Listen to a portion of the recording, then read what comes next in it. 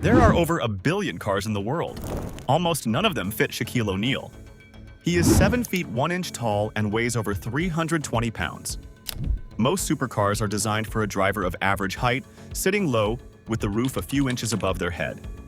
For Shaq, that roof is somewhere around his shoulder. The cockpit of a Lamborghini, a Ferrari, a Corvette, machines that millions of people dream about, are, for the most famous basketball player of his generation, physically inaccessible. He could have accepted that, bought large SUVs and moved on. Instead, he spent 30 years refusing to accept it. And in the process, he built something no other collector in the world has. A garage full of machines that had to be reinvented before he could drive them. The man who wouldn't settle. Shaquille O'Neal has been, at various points in his life, a professional basketball player, a rapper, a film actor, a television personality, a licensed police deputy, and a DJ. He approaches most things the same way he approached the paint in the NBA, with the assumption that the obstacle will move eventually. Cars were no different. When he had the money to buy the cars he wanted, he quickly discovered that wanting them and fitting inside them were two entirely separate problems. Standard seat rails did not slide back far enough. Roof lines sat against his skull. Pedal positions designed for someone a foot shorter left him folded into spaces that were never built for a body like his. His solution was not to lower his ambitions. It was to find people who could raise the roof. That relationship began with a Lincoln Navigator and a shop in Los Angeles that would go on to work with him for decades. The Lincoln Navigator, the beginning. West Coast Customs built their reputation on the television series Pimp My Ride, but their most sustained working relationship has never been with any television production. It has been with Shaquille O'Neal. They have reportedly customized close to 40 vehicles for him across his career. The first was a Lincoln Navigator. The Navigator arrived from the dealership already large by civilian standards. What West Coast Customs sent back was something else. Supercharged engine, black leather interior rebuilt to his dimensions, and on the front grille, the detail that would appear on almost every vehicle that followed, a Superman logo. Shaq has been called Superman since his playing days, a nickname earned partly through his physical presence and partly through his own enthusiastic adoption of it. The Superman branding on the Navigator was not a decorator's flourish. It was a statement of identity. Every car that came after it would carry the same mark, because every car was, in some sense, being built for the same person, a version of Shaquille O'Neal that the car world was not designed to accommodate, and that refused to go away. The Ferrari F355 Spider, the first real problem. The Ferrari F355 Spider arrived in Shaq's collection during his playing years and immediately demonstrated why standard supercars were going to require creative thinking. He could not fit, not comfortably, not in any way that made driving it a realistic proposition. The solution was characteristically direct. The soft top was removed entirely, replaced with a tonneau cover.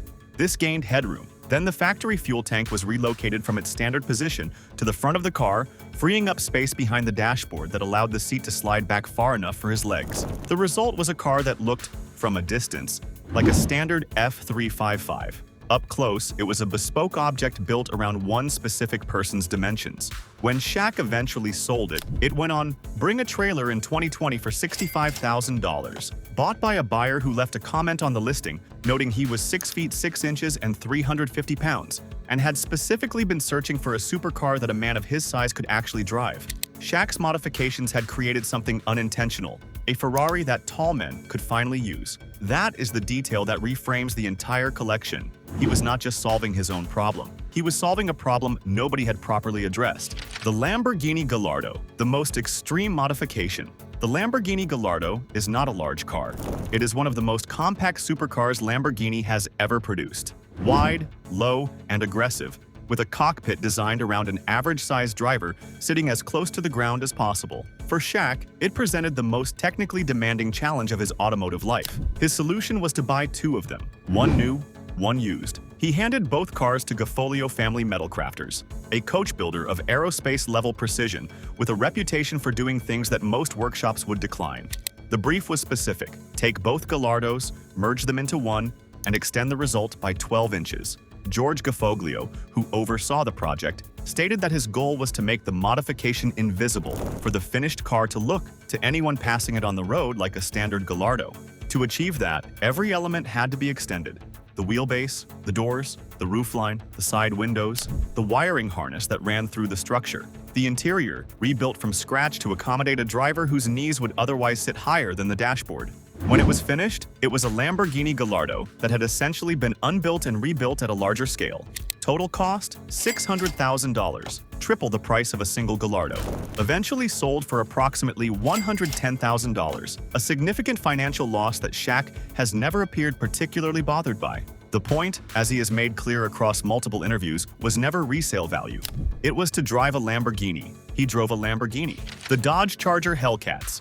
When the cars finally fit, not every vehicle in Shaq's collection required structural surgery. The Dodge Charger, one of the few performance cars built on a platform large enough to accommodate a man of his dimensions without modification, became something of a personal signature. He owns multiple Hellcats, one black, one red, one white, wide body kits, custom paint, Superman branding across the grille, a 900 horsepower silver 2022 Charger widebody that requires no modification at all because the standard car is already large enough. For the first time in his automotive life, the car came ready. The Charger Hellcats represent the point in the collection where customization stopped being an engineering necessity and became purely an act of self-expression. The Superman logos, the custom rims, the color choices, these are not structural modifications, they are personality. That shift, from solving a problem to projecting an identity, marks the moment his collection became something more than a record of engineering workarounds. It became a portrait, the Lucid Air Coupe,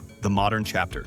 In December 2024, Shaq shared a video on his Instagram page revealing his latest vehicle, a Lucid Air, one of the most technologically advanced electric saloons available, with a range and performance specification that places it at the front of the EV market. He had converted it from a 4-door car into a 2-door. West Coast Customs removed the B-pillar entirely and fabricated new doors and quarter panels to fill the gap, creating a 2-door coupe body on a platform that Lucid had never intended to offer in that configuration. The result is the only 2-door Lucid Air in existence. It was finished to match his custom Rolls-Royce Cullinan, also a West Coast Customs build, with diesel text across the front and Superman logos on the wheel centers. The B-pillar removal is not a minor modification. It is a structural intervention that requires the surrounding bodywork to be reinforced and re-engineered. Removing it and fabricating replacement panels to look seamless is the kind of work that takes considerably more skill than adding a body kit. The finished car looks, in photographs, almost like it came from the factory this way. That it did not is entirely the point. The Corvette, the largest ever made.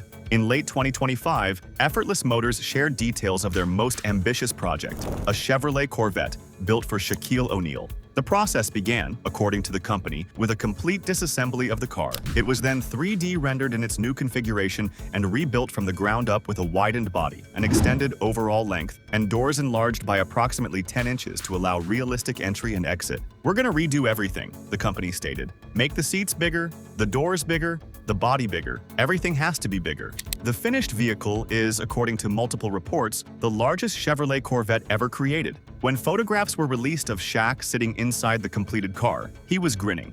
After 30 years of being told, implicitly and explicitly, that the cars he wanted were not built for people like him. After the Ferrari, with the relocated fuel tank, the 2 Gallardos welded into one, the Lucid with its B-pillar removed. There he was, inside a Corvette. Comfortable? The grin said everything, what the collection actually represents. Shaquille O'Neal has reportedly spent over $20,000 per month on fuel across his career. He has worked with West Coast Customs on close to 40 vehicles. He has paid $600,000 to modify a car worth a fraction of that and sold the result at a significant loss without apparent regret. He has had fuel tanks moved, B-pillars removed, bodies cut apart and extended, rooflines raised, doors fabricated from scratch. None of this was vanity. None of it was because he wanted the most expensive or the most exclusive vehicle. It was because he wanted to drive. The same impulse that drives any car enthusiast, expressed through an entirely different set of constraints. Most collectors build a garage by choosing from what is available. Shaq built his by refusing to accept that what was available was the limit. His garage is not a display of wealth. It is a record of a man who looked at an entire industry designed for people his height simply did not exist and decided to change that. One car at a time. Subscribe to Drive Directive and tell us in the comments, which of Shaq's custom builds do you think is the greatest engineering achievement?